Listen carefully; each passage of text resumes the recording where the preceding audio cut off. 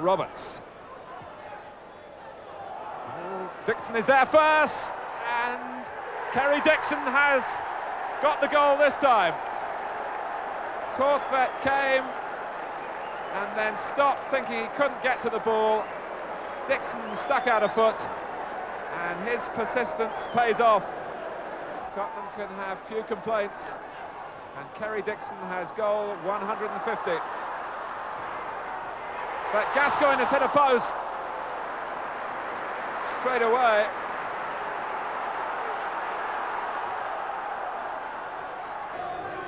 And really, you couldn't complain as a Tottenham follower if they got a second here. Chelsea are running the show at the moment. Dixon glanced it on, and it's tucked away by Kevin Wilson this time.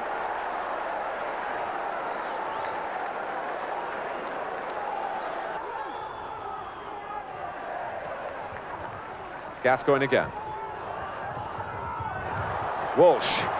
Well, that's what Tottenham need. Someone to try the difficult thing and hope it might come off, and it has for Gascoigne. But really, Walsh takes a great deal of the credit.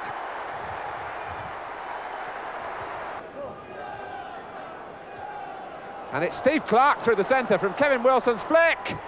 And Chelsea have hit back in the best possible way.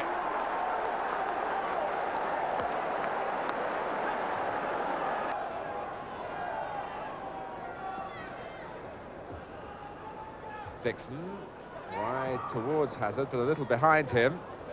Bumstead got the run of the ball against Fenwick. Hazard, Kevin Wilson, and it's 4!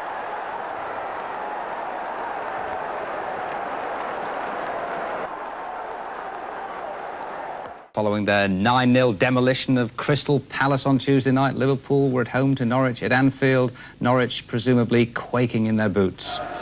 But after the match against Palace, no one was quite sure if Kenny Dalglish was serious, as he spoke at length about the ones that got away. He obviously saw something that we didn't, and his worst fears were manifested this afternoon. A hard man to please, Dalglish. It was a case of after the Lord Mayor's show and all that. But it wasn't all one-way traffic. Don't forget Norwich won at Anfield last season. They might have done again.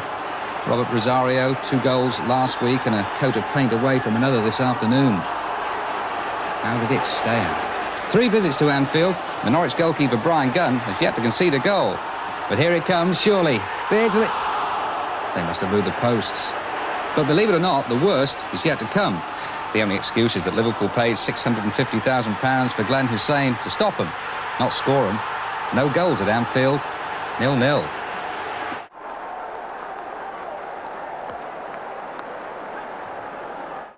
At Old Trafford, Danny Wallace was introduced to Manchester United's fans. His move from Southampton settled. And Paul Ince, at last, stepped into the number 8 shirt vacated by the injured Neil Webb. Well, it was Mark Hughes who got United back on the winning trail. The best of his hat-trick came after 13 minutes. Memories of those 3 consecutive defeats did surface when Jim Leighton slipped and never fully regained his position. All credit, though, to Teddy Sheringham for racing in to equalise bravely for Millwall. But United regained the lead before half-time. Brian Robson fit again and firing his shot high beyond Brian Horn. The second half saw a splendid moment for 18-year-old Lee Sharp. His first goal for Manchester United. Understandably, he hadn't got the slide of celebration quite right.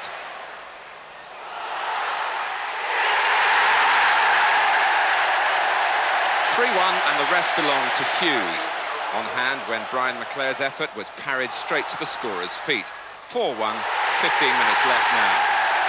Ample time for the Hughes hat-trick, courtesy of a direct run-in on goal.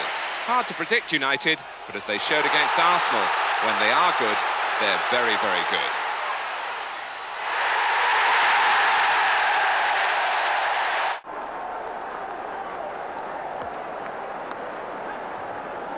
Mike Newell's beginning to look a snip, even though he cost £1 million. Everton away to Charlton this afternoon. No Norman Whiteside, but Newell continued to look a real match winner. His 4th of the season, following an exquisite turn, proved to be just that.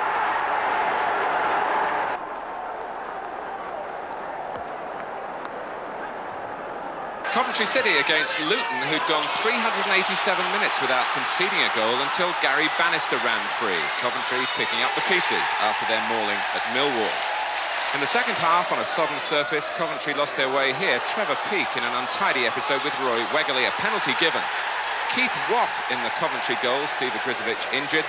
Danny Wilson was 2 out of 2 from the spot this season for Luton. Now he's 2 out of 3.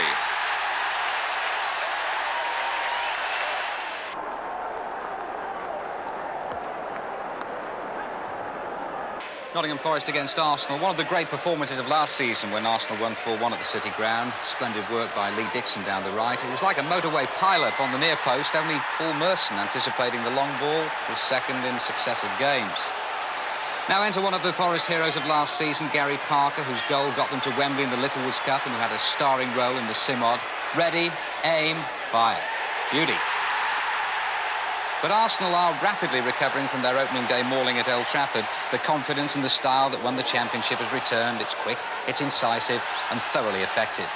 Brian Marwood, the finishing touch, 10 minutes left, too late for Forest.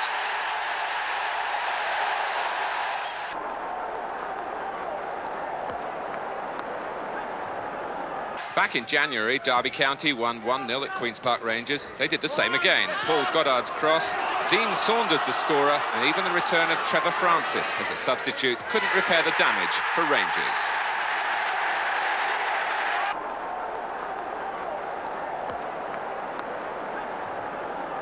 Sheffield Wednesday rock bottom, morale not much better at home to Aston Villa. Wednesday with only 1 point and 1 goal to show from their toil and sweat so far. Credit Daly and Atkinson for that and for today's winner. The boast at Hillsborough, when Atkinson scores, Wednesday don't lose.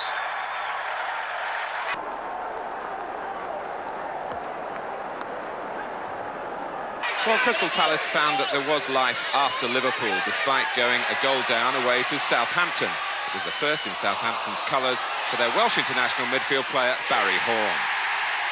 Palace picked up a point, though, with 12 minutes left. Jeff Hopkins with the back header with the aid of a deflection. Southampton won, Crystal Palace won.